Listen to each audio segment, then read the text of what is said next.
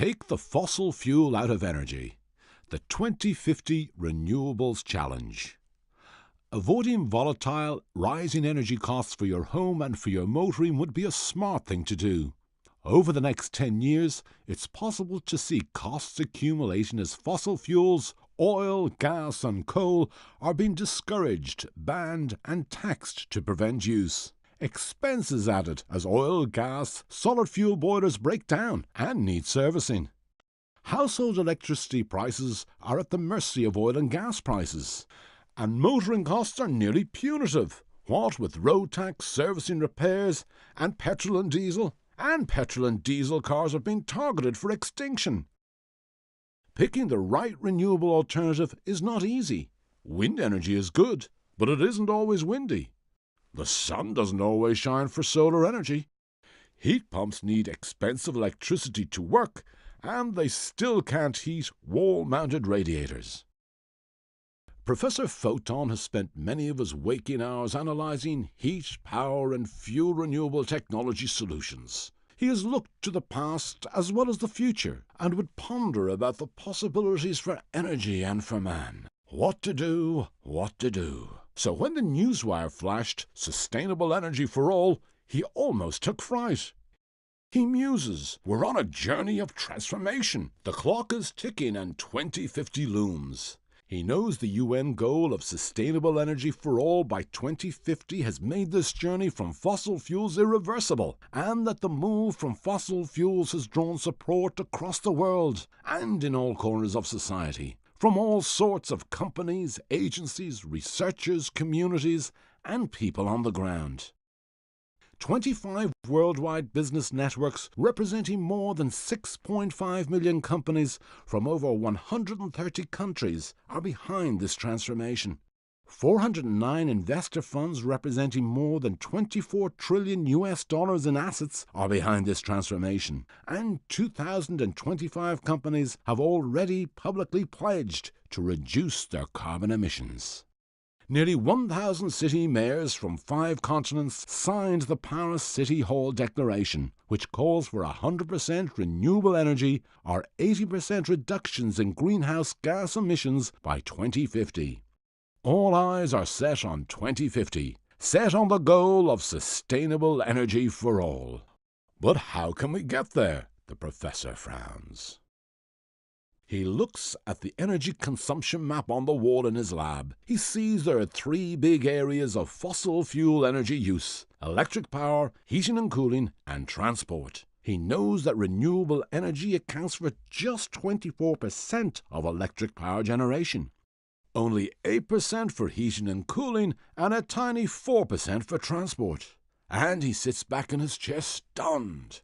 If heating and cooling account for a whopping 50% of the world energy use and is 92% dependent on fossil fuel, his mind races. Ach so, the elephant in the room. It is heating and cooling, he exclaims. And finding a source of renewable energy for heating and cooling will be key to sustainable energy for all. Ah, he groans. But the current renewable technologies aimed at displacing all this fossil-fueled heating are prehistoric. Each of the 3 renewable technologies are dissected by the good professor. Biomass, not efficient enough or scalable and requiring too much material to produce not enough energy. And all that air pollution. Heat pumps typically generate the water in a heating system to between 35 to 45 degrees, but the typical radiator runs at up to 65 degrees. And they need expensive electricity to compress the energy. And as for thermal, well, you have to wait all day for it to heat up, if it's sunny enough. And the most you'll get is hot water, and then it's night. He sees the common fault line across the 3 existing technologies.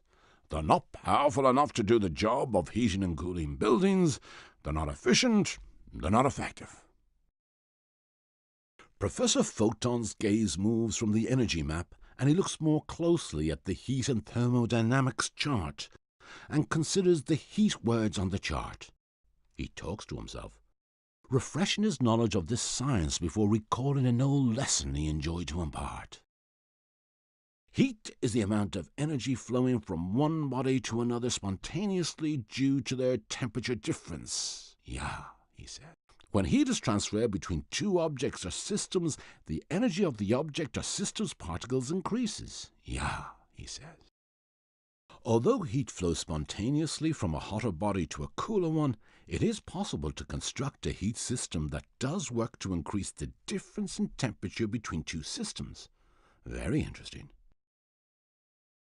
He thought of physicist Richard Feynman, the father of nanotechnology.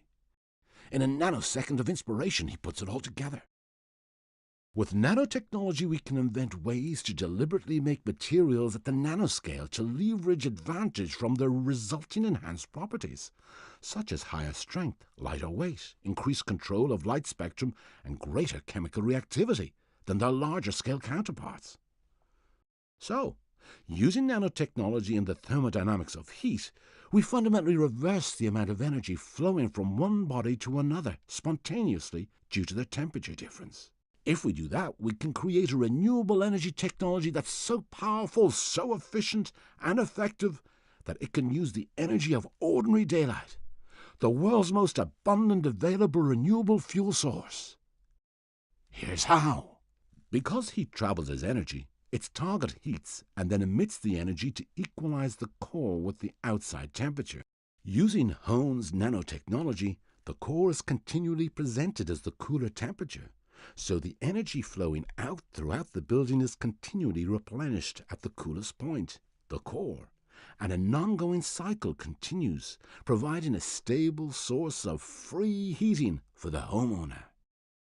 Because of the proprietary thermal ingression science, the continuous building of heat temperatures without heat loss, the nanotechnology yields the highest levels of installed efficiency in renewable energy. Hohn achieves up to 83% system installed efficiency. That's 83% of light turned into energy. Hohn generates 5 times more energy output per square meter than solar PV. It is 100 times more efficient than heat pumps. Hohn was the first renewable energy technology to achieve the global ISO 9806 certification for renewable technology. It is the highest performance result in the world compared to 900 other renewable heating technologies, and has the highest known certified result per square meter in the world for renewable heating. So by the time the professor awards Hohn with the Professor Photon mark of approval, he notes its technology would even impress her good self, as it can be applied to new and existing homes, and that it can be easily retrofitted with just 3 touch points: the roof, the boiler, and the hot press, making it a hassle-free exercise within a domestic, commercial, or manufacturing environment. The use of ordinary daylight as the free fuel for Hohn to generate high-temperature heating and cooling can also be used to generate electric power. The next big sustainable energy challenge can now also be addressed. Current renewable energy technologies like wind turbines and solar PV have still only accounted for 24% of electricity power generation. Wind turbine technology is good, but only when it's windy, and not many people want one in their own back garden. Solar PV technology only converts 16% of sunlight, and it's not always sunny, not to talk of needing to have it in the right orientation to the sun. The home nanotechnology electric power engine can generate up to 2,580 kilowatts per annum of free electricity from ordinary diffused daylight, and 5 times the power output of legacy PV. That means reductions in the average household electricity bill by up to 60%. This is a new distributable renewable electric power source, he realizes. The Hohn solution operates independently of the grid, so that Hohn renewable electric power is generated on-site, in the home, and used in the home without ever having to interact with the grid. Inspiring, thought the professor, and with almost 20% of the world population living without electricity, he thought the Hohn solution can also play its part in providing local on-site electric power. And local electricity, local free electricity, is the thing that can accelerate the use of electric cars to replace fossil fuels in transport, declares Professor Photon. He now adds 2 and 2 together to get 5. He knows that renewable fuel energy only accounts for 4% of global fuel consumption for road transport. Current transport energy is massively fossil fuel based and a major health concern, as city after city is now starting to ban and remove petrol and diesel vehicles from their streets. The Hone home can not only heat itself for free, it can power itself with free electricity, and it can power electric cars for free. That takes the uncertainty out of reaching public charging stands and eases back that range anxiety. So you charge your electric car at home enough to cover 28,000 kilometres of driving a year for free, and no more expensive annual servicing costs. It is no combustion engine. He sees how we can future-proof our world with sustainable energy generated on-site everywhere, from an abundant, always-on fuel. The race to decarbonise the world by 2050 means efficient, effective and powerful renewable energy technologies have to be invented and be deployable everywhere to displace the still high use of fossil fuels in electric power generation, in heating and cooling buildings and in transport. Current renewable energy technologies are not going to solve this. Only a renewable energy technology using the most abundantly available and easily deployable, free-to-use daylight fuel source can get us there. That's Hone. Hone. Heat, power and drive the future.